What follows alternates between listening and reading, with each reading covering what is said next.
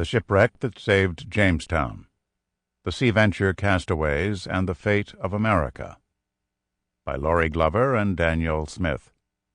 Narrated by Michael Prichard. Copyright 2008 by Laurie Glover and Daniel Blake Smith. This unabridged audiobook is published by arrangement with Henry Holt & Company, LLC, and was produced in the year 2008 by Tantor Media, Incorporated, which holds the copyright thereto. Prologue. Late in the evening on June 2nd, 1609, an impressive convoy of 9 ships launched out of Plymouth Sound. Bound for Virginia with 600 passengers, livestock, and provisions, the fleet was the largest England had ever sent across the Atlantic, an audacious effort born out of the desperate desire to save the dying colony huddled around Jamestown. 3 of England's most worthy, honored gentlemen, Captain Christopher Newport, the nation's most experienced mariner, Admiral George Somers, veteran of campaigns in Ireland, the Netherlands, and the Caribbean, and Sir Thomas Gates, the next governor of Virginia, led the expedition. Peerless in their ready knowledge in seafaring actions, and fully convinced that their leadership would restore England's fragile claim on America, the commanders on board the flagship, the Sea Venture, headed out into the Atlantic looking for a favorable wind. The other 8 vessels followed behind, staying close in friendly consort together. The Sea Venture, a newly built 300-ton vessel, carried some 150 passengers and crew, including an assortment of soldiers, grocers, fishmongers, cloth-workers, and tailors. The ship also carried farmers and families, a dozen gentlemen, all the newly appointed leaders of the colony, and an Anglican minister, Richard Buck. Although Reverend Buck was the lone clergyman sailing with the fleet, religion loomed large in the enterprise. In the days and weeks before launching from Plymouth, the rescue effort had been given powerful support from various pulpits throughout England. Still fresh in the settlers' minds were the fervent words of Reverend Daniel Price, whose sermon at St. Paul's Cross just 5 days before the launch made clear that this expedition was not simply about commerce and national power. "Go on as you have begun, and the Lord shall be with you," Price exclaimed. "Go and possess the land, a land of milk and honey. God shall bless you." We can well imagine Reverend Buck holding forth in the tiny hold of the Sea Venture, imploring the passengers and crew to remember Price's inspiring words and to place confidence in their experienced Captain Newport. A successful privateer and renowned navigator, who knew more about the east coast of America than any other Englishman, Newport piloted the Sea Venture with a steady hand, making good progress in the first 6 weeks. By July 24th, the fleet was within 7 days of reaching Virginia. Then clouds thickened and winds picked up dramatically. Sensing danger, Newport jettisoned the small pinnace he had been towing behind the Sea Venture. Despite years of chasing Spanish and Portuguese ships in these Atlantic waters, neither Christopher Newport nor George Somers, nor any of the men under their command for that matter, was prepared for what came next. From out of the northeast a dreadful storm and hideous began to blow, swelling and roaring, until it so darkened the sky as to beat all light from heaven. This was a tempest that in its restless tumult would not relent. Even experienced seamen on board struggled with sails whipped around and rendered useless by the merciless winds. Sometimes the strength of 8 men was insufficient to hold the whipstaff and steer the ship. William Strachey, a down-on-his-luck poet seeking a new start in Virginia, had certainly seen fierce storms before. He had traveled near the coast of Barbary and Algiers. Yet nothing compared to the suffering he now witnessed. There was not a moment in which the sudden splitting or instant oversetting of the ship was not expected. And it never abated. Fury added to fury, and one storm urging a second more outrageous than the former. The Sea Venture was facing down a hurricano, and all the shrieks and hurly and discomforts that left everyone on board with troubled hearts and panting bosoms were about to worsen. Newport and his men lost sight of the rest of the ships in the convoy.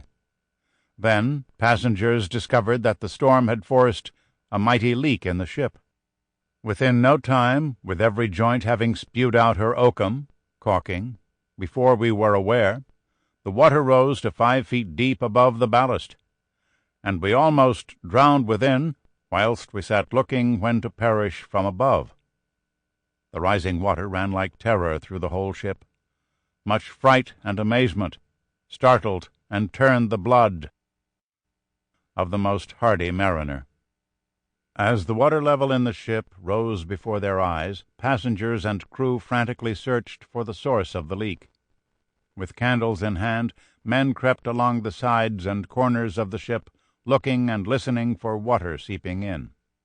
At one point they suspected the leak had begun in the bread room. Whereupon, Strachey reported, the carpenter went down and ripped up all the room, but could not find it so. Water kept pouring in, so that the leakage appeared as a wound given to men that were before dead. Governor Gates, throwing matters of class and rank aside, divided the entire company, except the women, into 3 groups that worked around the clock bailing water from the sinking ship. He ordered cargo, armaments, whatever weighed down the ship, thrown overboard. Men jettisoned hogsheads of oil, cider, wine, and vinegar, along with ordnance and passengers' luggage, and even considered cutting down the mainmast, anything to lighten the load as water flooded the hold. For 3 full days, not only the common sort, stripped naked as men in galleys, but every man on board took his turn with the bucket or the pump, and still the water seemed rather to increase than to diminish. Admiral Somers, meanwhile, took charge of the vessel and fought the seas to keep her as upright as he could. With no food and little sleep, he remained on the poop deck for 3 days and 3 nights together. Despite these valiant efforts, by the 4th morning, ocean water covered the ship from stern to stem like a garment or a vast cloud, and dread of the inevitable washed over everyone. The wind and rain even drowned out the passengers' prayers, so that there was nothing heard that could give comfort, nothing seen that might encourage hope. It seemed that the men and women on the Sea Venture would never reach the land that ministers at St. Paul's Cross promised God was saving for them. With hearts beating and breaths heaving, the passengers and crew realized they were sinking. For my part, Strachey confessed, I thought her already in the bottom of the sea. By Friday, July 28th, after futilely bailing water for days, the passengers and crew were ready to give up. A few sailors, resigning themselves to death, broke into the remaining liquor supply for a final toast. Others shut up the hatches and, commending our sinful souls to God, committed the ship to the mercy of the gale. As fear and frenzy coursed through the sinking Sea Venture, it must have felt like yet another blow to England's effort to stake a claim in the Americas. Despite the hope and confidence that galvanized so much of this rescue mission in 1609, the hard truth was that, for Englishmen, the way west to an overseas empire was littered with false starts and dismal failures. The English had been latecomers to adventuring in the West. Long before them, the Spanish, Portuguese, French, and Dutch had already stretched their own empires beyond the seas. The Spanish virtually dominated the Americas. By the time the Sea Venture was sinking in the Atlantic, the Spanish had been extracting enormous wealth from their gold and silver mines in Mexico and Peru for nearly a century. Even worse for Protestant England, every advancing claim of Spain's powerful New World empire strengthened the spreading menace of Catholicism. For its part, England could only point to the enterprising but ultimately disappointing efforts of a few remarkable mariners who probed the North American coast in the last quarter of the 16th century. Initially, most of these explorations focused on finding the elusive northwest passage to Asia. Nothing came of these efforts, except for a few seasonal fisheries the English managed to establish off the banks of Newfoundland. In 1576, one English mariner discovered what he thought was gold near Baffin Island and wanted to plant a colony there. The idea died when the 200 tons of ore he carted back to England turned out to be fool's gold. Even a brief moment of modest success turned tragic. Sir Humphrey Gilbert landed at St. John's Harbor in 1583 and declared Newfoundland English. But on his way home, Gilbert perished when his ship, the Squirrel, went down. The next year witnessed an even more notorious example of English failure, the tragic debacle of Roanoke. Picking up where his half-brother Gilbert left off, Sir Walter Raleigh, the swashbuckling court favorite, received a charter from Queen Elizabeth I granting him exclusive rights to an enormous stretch of land on the east coast of North America. This enterprise spawned the ill-fated lost colony of Roanoke, where 116 settlers, after being deposited on the shores of present-day North Carolina, were never seen by their countrymen again. Without colonies of its own, England was reduced to attacking and plundering Spanish treasure fleets coming out of the Caribbean in the 1580s and 1590s. In this chaotic era of piracy and uncertain Crown support, it often fell to captains and sailors, men like Drake, Newport, and Somers, to maintain England's otherwise feeble presence in the Atlantic world. Privateers made a living in the Caribbean raiding Spanish and Portuguese ships loaded with gold and silver. But sometimes they returned with little more than trinkets, and sometimes they never returned at all. In more than 30 years of Atlantic adventuring, England's explorers and privateers failed to plant a single viable settlement in the Americas. Then, amid all the aborted efforts and missed opportunities, an opening for a new venture emerged. An ambitious group of London merchants and gentlemen managed in 1606 to secure from the new king a charter for a colony in North America. They targeted the Chesapeake region very near the area that had been scouted some 20 years earlier during the tragic Roanoke misadventure. In the spring of 1607, a small convoy of English ships reached the mainland of Virginia and claimed the site for King James I. Like so many of England's earlier overseas enterprises, the dream for a prosperous and thriving colony in Virginia quickly turned into a nightmare. Despite abundant timber and fish and the need to plant crops, it was the allure of finding gold that most excited settlers and investors back in London. While some colonists fished and traded with the Indians, too many others searched futilely for the precious ore, and they quarreled and conspired incessantly, anything to avoid work.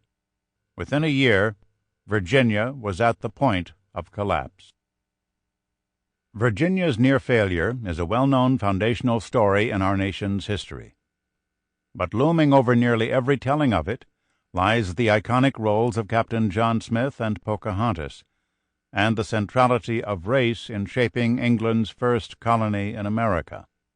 In fact, a great measure of what scholars and the general public know about England's early colonizing efforts in Virginia comes to us from Smith, even though much of what he wrote, especially involving his relationship with Pocahontas, was clearly posturing for history.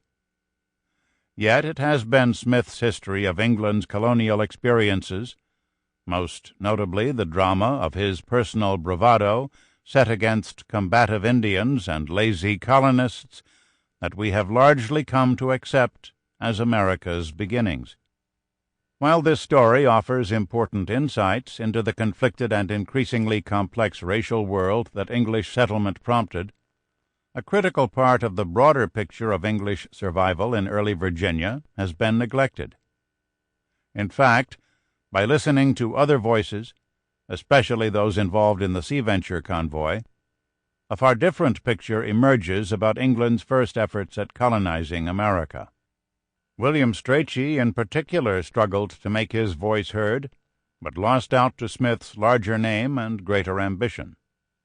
Strachey's personal observations, beginning on board the Sea Venture, offer an entirely fresh perspective on the story of Jamestown.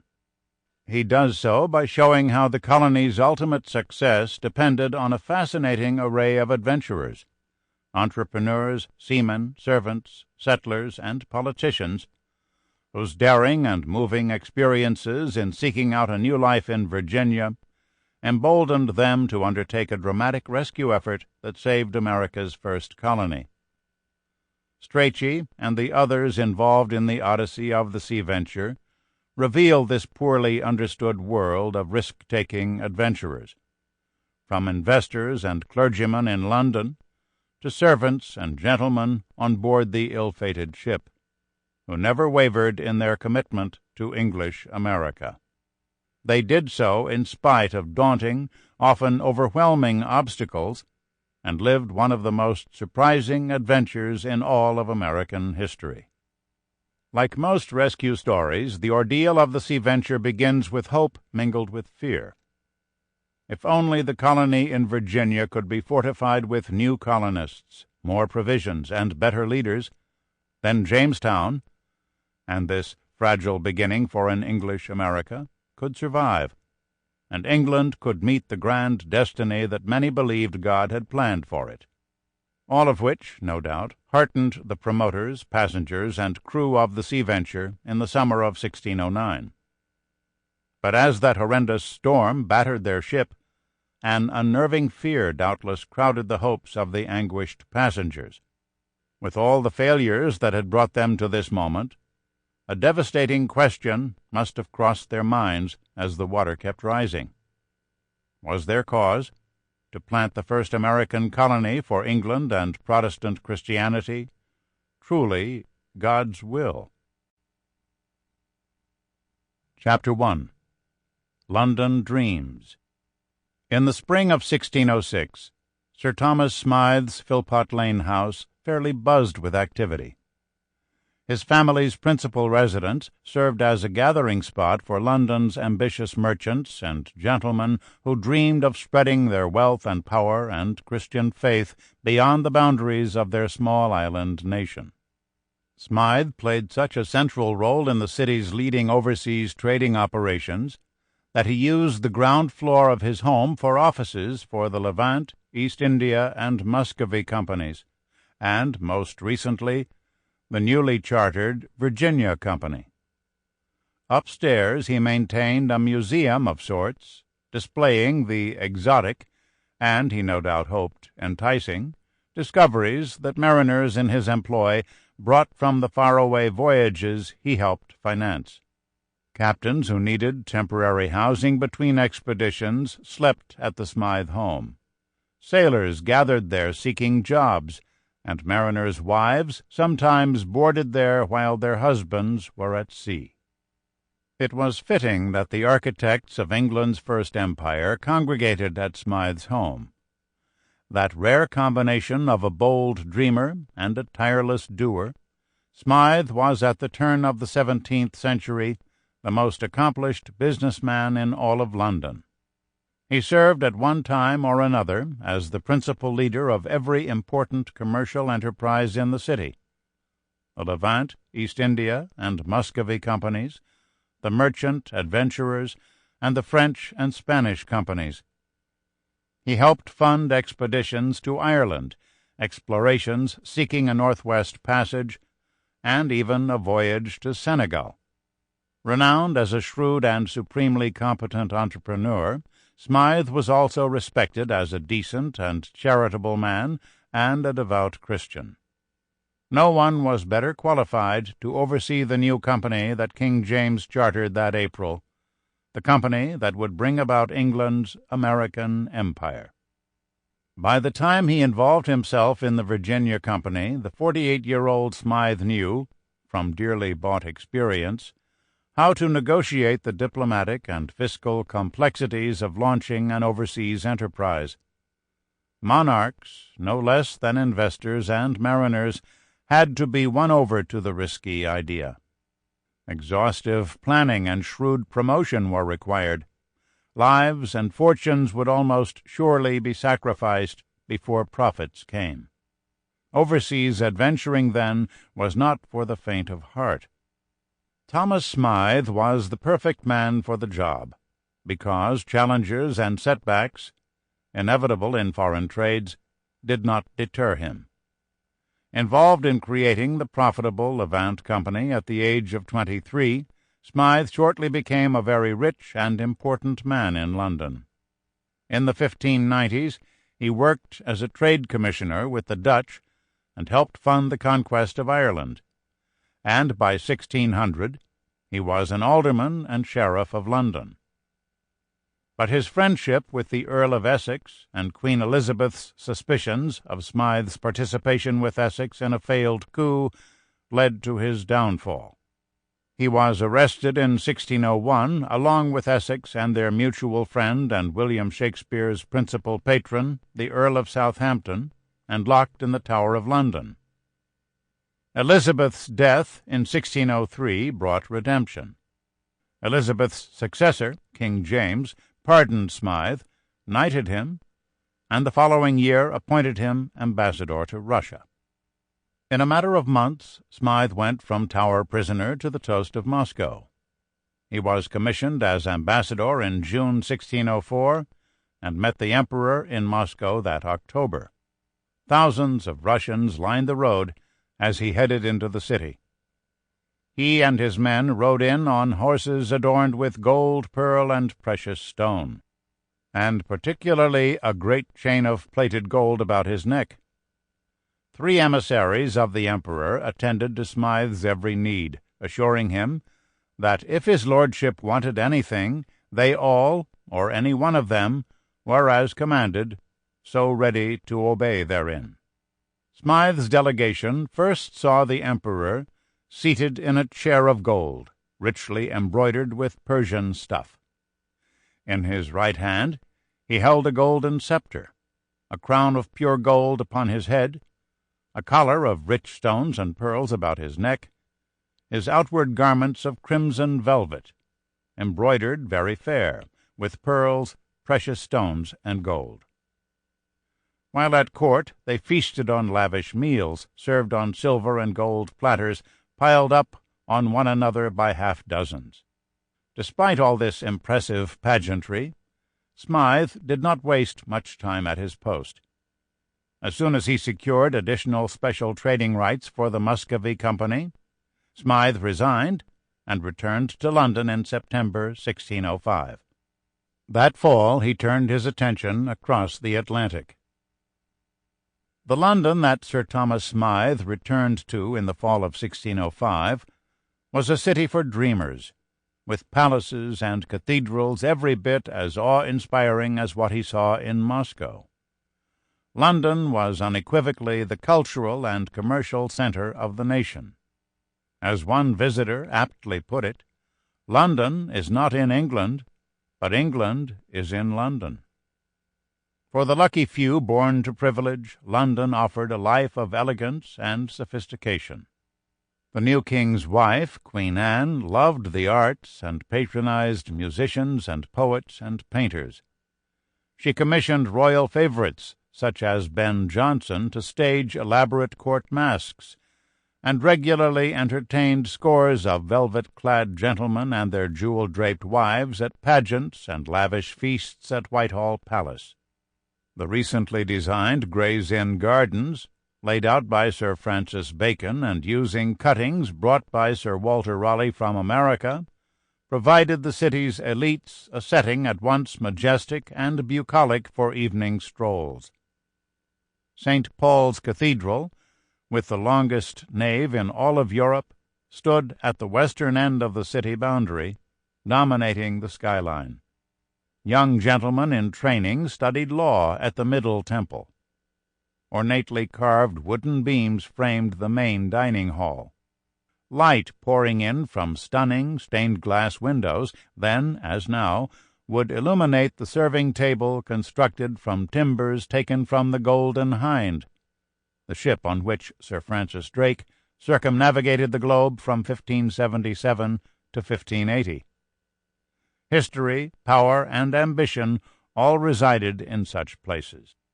The kind of men who lived in this part of London, not surprisingly, believed that the world could, and even should, be theirs.